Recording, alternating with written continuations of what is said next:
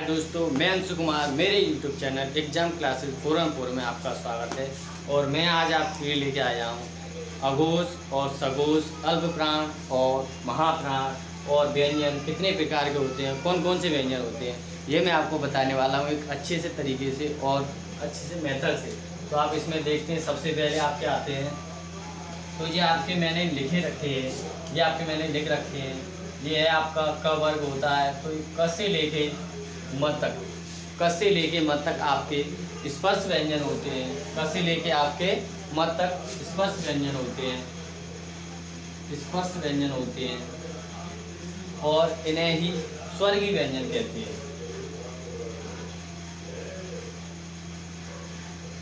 इन्हें ही स्पर्श व्यंजन कहते हैं और इन्हें ही स्वर्गीय व्यंजन कहते हैं। आपको परीक्षा में पूछा जाएगा कि स्पर्श व्यंजन कौन से होते हैं, तो स्पर्श व्यंजन आपके होते हैं क से लेके म तक के जितने भी वर्ण हैं वो सब स्पर्श व्यंजन होते हैं। और आपको पूछे स्वर्गीय व्यंजन कौन से होते हैं, तो ये ही स्वर्गीय होते हैं। क से लेके म तक यही स्वर्गीय व्यंजन होते हैं। तो आपको इसमें बिल्कुल भी घबराने की बात नहीं है। आपने पढ़ रखा है कि स्पर्शी व्यंजन कौन से होते हैं और उसने पूछ रहा है कि स्वर्गीय व्यंजन कौन से होते हैं, तो आप कहोगे हमने तो कभी पढ़ा ही नहीं है स्वर्गीय व्यंजन कौन से होते हैं। तो इसलिए आप याद रखें, दोनों तरीके से पूछ लेते हैं कि स्पर्शी व्यंजन कौन से होते हैं और स्वर्गीय व्यंजन कौन से होते हैं। तो यही स्पर्शी होते हैं और यही स्वर्गीय व्यंजन होते हैं। तो आपको ये भी पूछ लेगा कि स्पर्श व्यंजनों की संख्या कितनी है। तो आप देख रहे हैं यहाँ पे स्पर्श व्यंजनों की संख्या है आपकी 25। स्पर्श व्यंजनों की संख्या 25 और आपके स्वर्गीय व्यंजनों की भी संख्या 25 ही होती है, क्योंकि यही स्वर्गीय है और यही आपके स्पर्शी व्यंजन है। उसके बाद आपके आते हैं अंतस्थ व्यंजन। उसके बाद आपके आते हैं अंतस्थ व्यंजन। तो अंतस्थ व्यंजन आपके होते हैं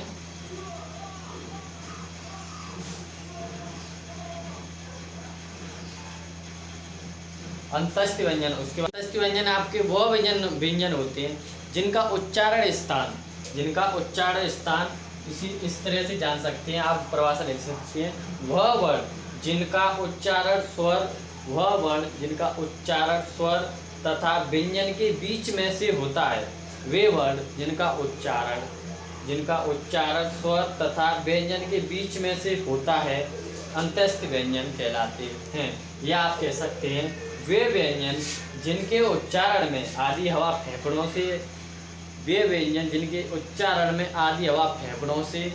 फेफड़ों के अंदर से होकर निकले तथा आधी हवा आपके फेफड़ों के बाहर से होकर निकलती है, अंतस्थ व्यंजन कहलाते हैं। वे व्यंजन जिनमें आधी हवा फेफड़ों के अंदर से निकले तथा आधी हवा फेफड़ों के बाहर से निकले, वो आपके अंतस्थ व्यंजन कहलाते हैं। तो आपके अंतस्थ व्यंजनों की संख्या कितनी होती है? 4 होते हैं आपके अंतस्थ व्यंजन, य, र, ल और व।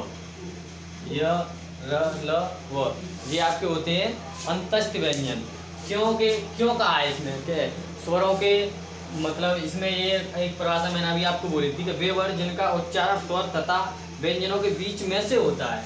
क्योंकि ये आप देख रहे हैं, तो इसमें ये दो हैं आपके य और व, ये आपके होते हैं अर्धस्वर। य और व होते हैं आपके अर्धस्वर।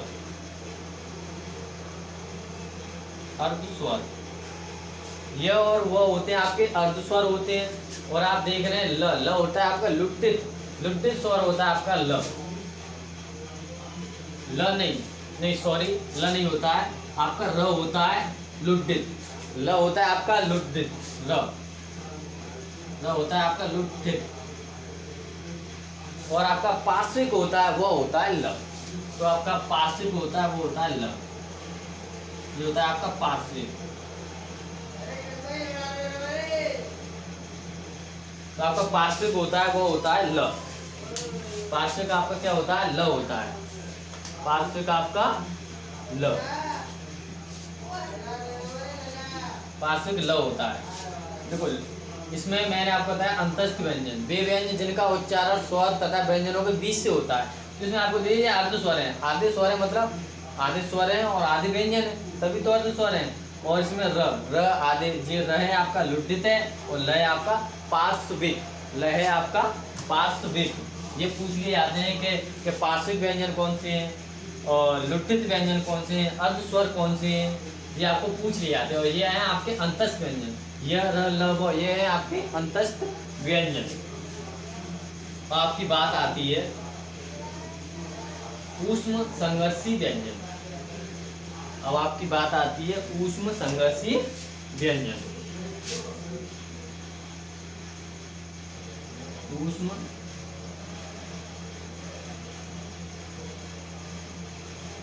ऊष्म संघर्षी व्यंजन। तो ऊष्म संघर्षी व्यंजन आपके होते हैं, ऊष्म संघर्षी व्यंजन वह व्यंजन होते हैं जिन्हें बोलने में हवा हमारे अंदर से होकर यहाँ पे निकले तो वह किसी में ऊष्मा उत्पन्न करे। क्या ऊष्मा उत्पन्न करे। जैसे हम बोलेंगे स, तो आप बोल के देखना तो सीटी सी आवाज निकलेगी, स और ह। तो ये आपके होते हैं, चार होते हैं आपके ऊष्म संघर्षी व्यंजन। ये होते हैं आपके स और ह। ये होते हैं आपके ऊष्म संघर्षी व्यंजन। वह व्यंजन जिन्हें बोलने में हमारे किसी भी तालव्य कंठ से होकर स्पर्श करके जो व्यंजन निकले और वो ऊष्मा उत्पन्न करें, वो आपके होते हैं ऊष्म संघर्षी व्यंजन। आपके होते हैं ऊष्म संघर्षी व्यंजन। उसके बाद आपके आते हैं ऊष्म संघर्षी हो गया और आपके अंतस्थ व्यंजन हो गए, लुट्ठित व्यंजन हो गया। लुट्ठित व्यंजन आपका क्या था, र था।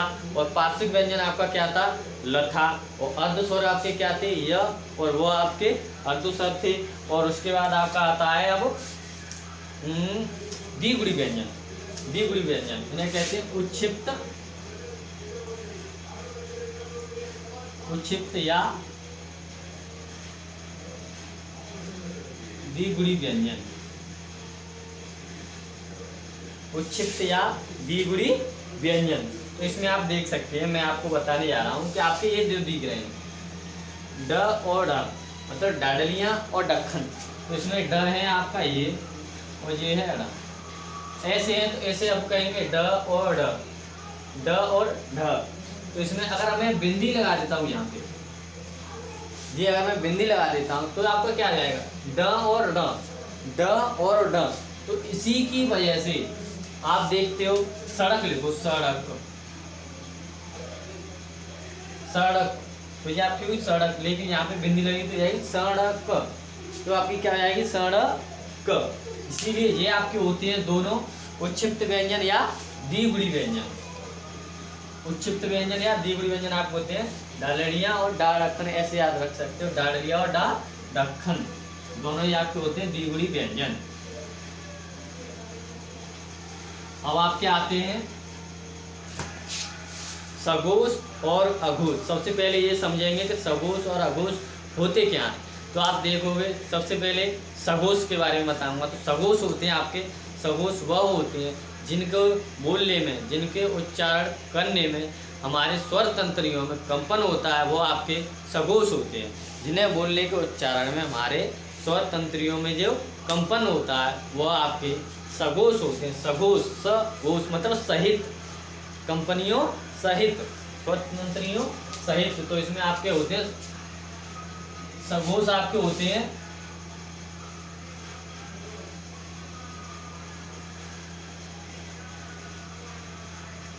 सघोष आपके होते हैं क और ख। क और ख का पूरा यहाँ से लेकर ये,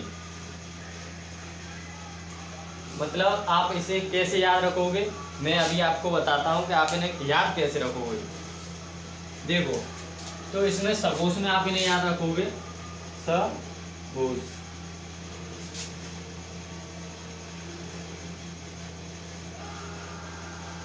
सघोष, सघोष में आप याद रखोगे ऐसे एक और दो। तो यहाँ पे एक और दो, एक और दो, और आपके स और स, तीनों स और आपके एक और दो। एक और दो से आपका क्या मतलब है, क ख च छ ट ठ त थ और प फ। ये आपके टोटल क्या होंगे, ये आपके होंगे सघोष। क्या होंगे आपके, सघोष। अब आपके बचे अघोष। तो आपको ये दिख रहा है पीछे जो बचे ये सब आपको होते हैं अघोष। तो ये आपके क्या होते हैं अघोष। अघोष तो मैंने आपको बताए थे, ये मैंने आपको बताए थे उसमें संघर्षी व्यंजन स और ह मैंने आपको बताया था। देखिए इसमें से ह निकल जाता है, तो इसलिए इसमें बस ये तीन ही रह जाते हैं, स तीनों स रह जाते हैं और एक दो का मतलब क ख च छ ट ठ त थ प फ। उसके बाद आपके आते हैं अघोष। तो अघोष में आप देखते हैं 3 4 और 5। तो अघोष में आपके आते हैं 3 4 5। तो आपको क्या आएंगे अघोष में,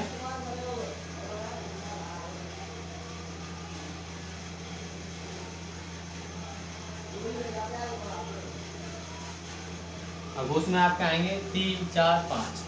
तो 3 4 5। तो 3 4 5 से आपका मतलब है ग और ड, ग और ड। 3 4 5 से आपका मतलब ग और ड। और इसमें आपके आते हैं अंतस्थ व्यंजन य र ल और व। और इसमें ही आपका जुड़ जाता है ह। उसमें संघर्षी ये वाले थे सघोष थे, जो सघोष में से आपका ह रह गया था उसमें ही आपका जुड़ जाता है ह। तो ह आपका जुड़ता है वो यहाँ जुड़ता है अघोष में। अघोष में आपका ह जुड़ता है और सभी स्वर हैं, जितने भी स्वर हैं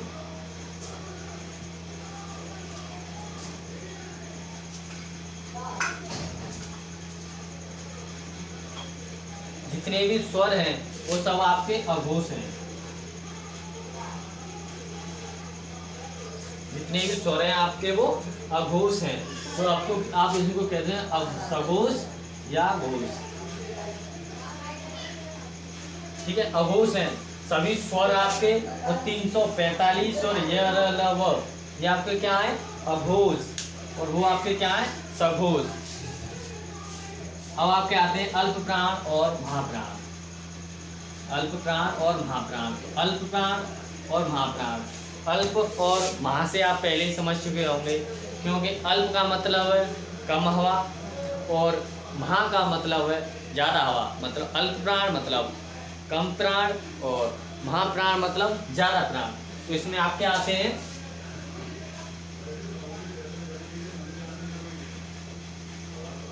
अल्प प्राण और महाप्राण में आपके आते हैं।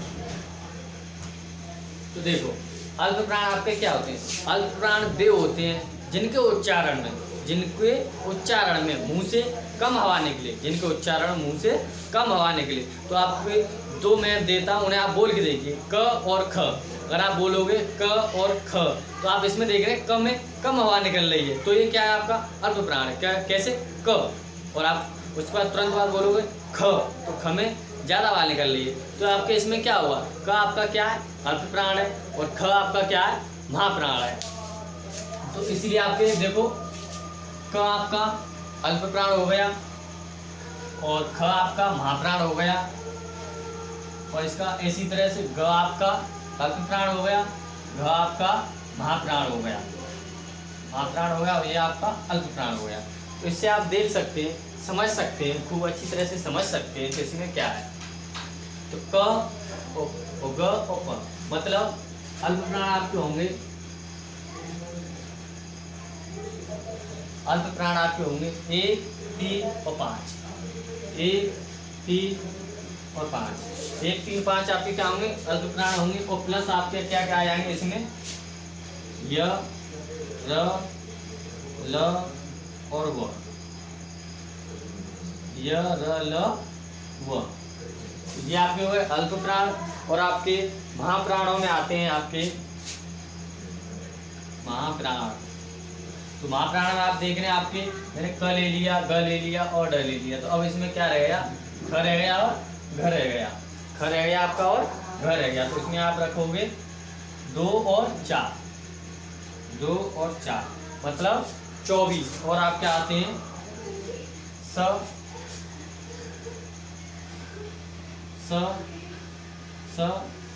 और ह।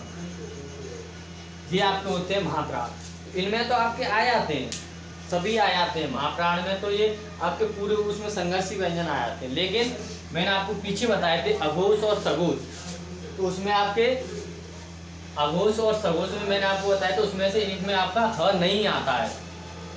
इसके बाद अब आपके आते हैं अल्पप्राण महाप्राण हो गए। अब आपके आते हैं कंठ्य और मूर्धन्य और तालव्य, तो दंत और ओष्ठ। तो सबसे पहले आते हैं आपके कंठ। तो कंठ में आपका है, ये आपका होता है कवर, ये होता है आपका कंठ। कंठ के बाद आते हैं आपके, कंठ के बाद आपके आते हैं तालव्य, ये होता है आपका तालव्य, तालव्य। और तालव्य के बाद आपके आते हैं मूर्धन्य, तालव्य के बाद आपके आते हैं मूर्धन्य, और मूर्धन्य के बाद आते हैं आपके दंत, दंत। उसके बाद आपके आते हैं ओष्ठ, ओष्ठ। तो इसमें आप देख रहे हैं, सबसे पहले हमारा नीचे से हम चलेंगे, तो सबसे पहले कंठ आएगा, उसके बाद आपका तालव्य आएगा, उसके बाद आपका ऊपर जो मूर्धन्य होता है आपका, जैसे आपके ये है, ये तो ये आपका मुंह है मान लीजिए, तो इसमें आपका ये हो गया आपका कंठ है, तो यहाँ आपका हो जाएगा तालव्य, और ये हो जाएगा आपका मूर्धन्य, ये आपका हो जाएगा मूर्धन्य। यहाँ पे नहीं दिख रहा शायद, तो यहाँ पे देख लीजिए, मान लीजिए ये आपका मुंह है, तो सबसे सबसे पहले यहाँ आपका कंठ, उसके बाद यहाँ आपका आएगा तालव्य, और ये होगा आपका मूर्धन्य, और यहाँ पे होंगे आपके दंत, ये हो गया आपका ओष्ठ। तो सबसे पहले आप देखो ऊपर से, तो हमने ये वर्ग तो लिखे ही लिखे, तो उसके बाद ये क वर्ग, च वर्ग, ट वर्ग, त वर्ग और प वर्ग, तो जैसे कहते हैं क च ट त प, इसे आप याद रख सकते हो, क च ट त प। तो सबसे पहले कंठ आएगा, तो कंठ, क मतलब पहली लाइन, क की पूरी लाइन जो हुई कंठ। उसके बाद आपका आएगा तालव्य, उसके बाद तालव्य की पूरी लाइन हुई आपकी तालव्य की। उसके बाद आपका मूर्धन्य, तो मूर्धन्य की पूरी लाइन, दंत की दंत, और ओष्ठ की तो ओष्ठ। तो अब आपको बताते हैं इसका मतलब क्या है। कंठ का मतलब है जिन वर्णों के उच्चारण में कंठ का प्रयोग होता है वो कंठ होते हैं। जैसे आपको होते हैं क, ख, ग, घ और या। आप इनको बोल के देखोगे तो आपको खुद पता चल जाएगा कि हाँ ये कंठ हैं। उसके बाद आपका आता है तालव्य, तो तालव्य का आते हैं क, च वर्ग के अब आएंगे च, छ, ज, झ और या, ये आपके हो गए तालव्य। अब आपके आते हैं मूर्धन्य। मूर्धन्य में आपके मैंने आपको बताया तो ऊपर का होता है तो ट, ठ, ड, ढ और ढ़। उसके बाद आपका दंत त। आप देखोगे जब हम दंत त वर्ग के बोलेंगे तो इसमें हमारी जो जीभ होगी, जीवा होगी, वो दंत को स्पर्श करेगी, तो त, थ, द, ध और न। अब आपके आते हैं ओष्ठ। ओष्ठ में तो आप बताइए प, फ, ब, भ, म। आपके ओठ चल रहे हैं, मेरे ओठ चल रहे हैं, तो ये क्या है आपके ओष्ठ है, जो आपके पास ओष्ठ वर्ग की है। मतलब क आ गया तो कंठ हो गया, क से तालव्य आया तो तालव्य है। और मेरे दोस्तों आज की वीडियो में इतना ही रखता हूँ। अगली वीडियो बनाऊंगा मैं आपको, उसमें सिखाऊंगा वर्ण विच्छेद। वर्ण विच्छेद में आपको बताऊंगा उसके और इसमें भी कुछ वर्णमाला में बचा होगा तो मैं उसको भी देख के आपको सब लिखाऊंगा कि उसमें इसमें क्या रह गया है। अगली वीडियो होगी वो सबसे अच्छी होगी इन सबसे, क्योंकि सारा सबरा निचोड़ उनका उसी वीडियो में हुआ। तो मैं अगली वीडियो में सबसे पहले तो आपको पढ़ाऊंगा, उसमें मैंने आपको बताया था वर्ण विच्छेद, वर्णों का विच्छेद करना। आपको बताया स्वर हैं वो स्वतंत्र होते हैं लेकिन व्यंजन वो स्वतंत्र नहीं होते हैं। और अगर मेरी वीडियो अच्छी लगी हो तो लाइक करना, शेयर करना और सब्सक्राइब जरूर कर लेना। जय हिंद।